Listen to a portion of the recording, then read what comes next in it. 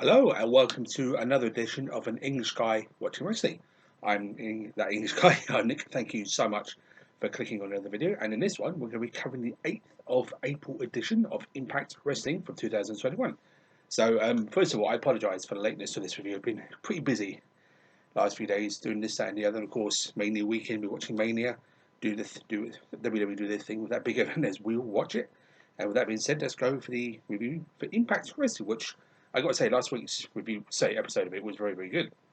That being said, the opening match was a 6 knockouts match, which was between Tennille Dashwood, Nevaeh and Alicia versus Rosemary, Jordan Grace, and Havoc. Now, this was the first interaction between Havoc and Nevaeh since they split as a tag team. And it was kind of interesting to see the dynamic, even though during the match they did have some exchanges. Both went for a table at one point, because obviously this is the Impact Before Hardcore Justice, which I've not had a chance to watch yet, to be completely honest. But this was actually quite a good 6 knockouts tag match. I enjoyed the interactions between all of them, and I'll give credit where it's due. Tennille Dashwood getting the pinfall in this match was not something I expected, but she did.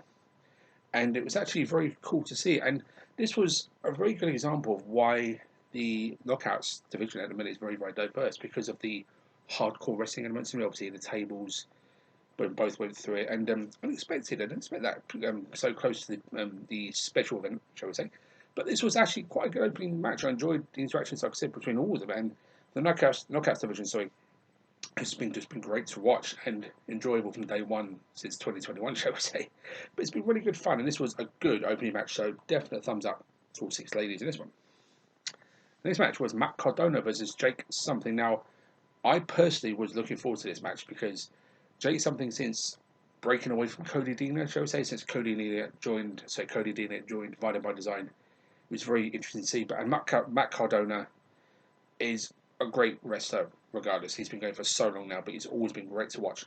And it was a shame that Brian Myers threw the match out by attacking Jake Something, and so it ended up being a no contest. But the interactions between these two was great. Jake Something, since breaking on his own, has been impressive.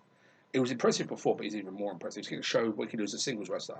And Matt Cardona, you can't not rely on him. He's one of the most reliable and best all-rounders in wrestling, and flows like water. And it really is. He's that good. Jake Something again.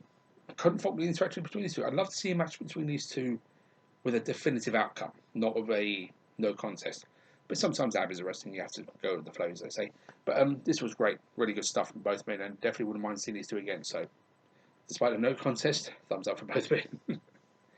And then we had Triple XL versus Sami Callihan and Trey Miguel. Now, of course, since Trey's return to Impact, Sami Callihan has been kind of like I would say, a voice of reason. I would say a voice of maybe dissent and reason, because obviously Trey Miguel has always been great to watch in Impact. We was part of the Rascals or just singles.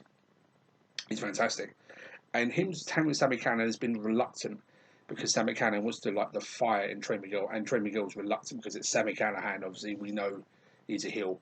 And the interaction between these two was very good in this match. I'm gonna lie, not gonna lie, sorry. Triple XL, you can never not rely on him. One of the most reliable tag teams in wrestling right now. And when the thing is, but when Sami Callihan and Trey Miguel were on this working together as a tag team, they worked very well as a tag team. I think that's what told the story here. It was a very good story to tell between these two men. And obviously, I'm not sure where the feud's going to go from here, but it's going to be interesting to see where it goes from here. But this was actually quite a fun match, and it kind of told a story of how two guys, so one guy who doesn't trust the other, but when they click as a tag team showed. And it's very interesting to see that. You do see it in wrestling now and then, but this is kind of cool because it's Sami Callihan and it's so different. And this was a fun little match. I enjoyed this, and what it did told the story very, very well. So thumbs up to all 4 men for producing this kind of match, and interesting viewing. I enjoyed it, so definite thumbs up.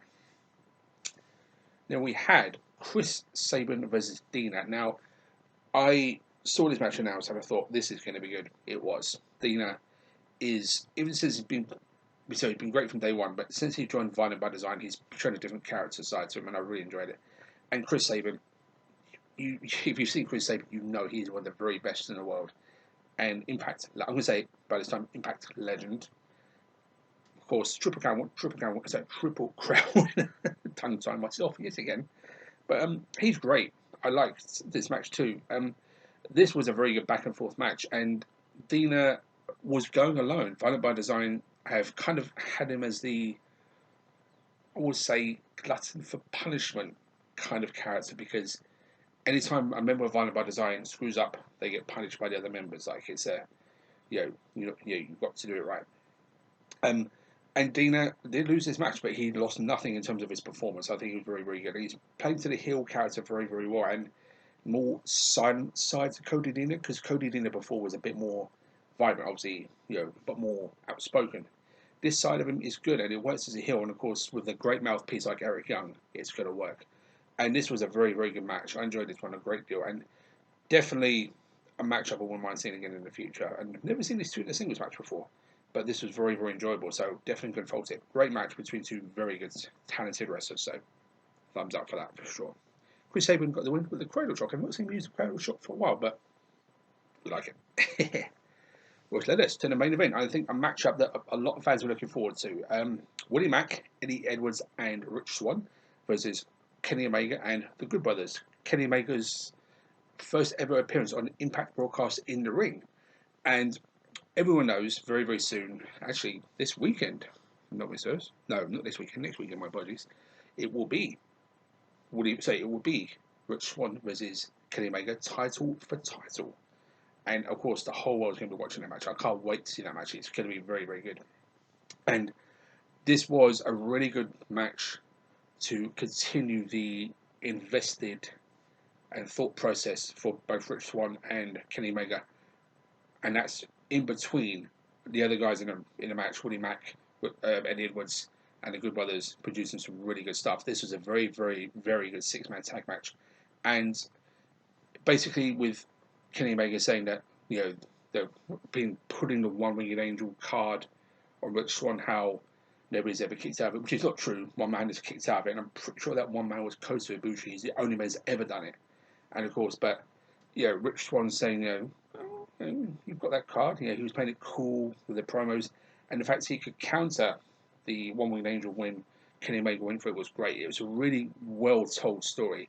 The fact that, yes, the one-winged angel is one of the most devastating finishes in wrestling, but it's not the be-all, end-all if you can get out of it, which Rich did. And I really enjoyed the interactions between these two. And the other guys in the match, Willie, Eddie Edwards, and the Good Brothers, all did a fantastic job too. They had their own little interactions in the match, and were just great. I really liked this as a main event. It worked very, very well. And as I said, all six men really did a great job, and I can't fault the effort for what they were trying to do. Even though I think a lot of people were looking towards Rich Swann and Kenny Omega in their interactions, that paid off, but so did the other four men to do their own thing in the match, and it worked very, very well. This was a cracking and different kind of main event to tell the ongoing story between Swann and Omega. But it's not to say it wasn't full of some really good action too, and it was. So, impact, pun intended, in this match was spot on. So definite thumbs up to all six men for producing a very good main event and a storytelling main event, shall we say, but an ongoing story.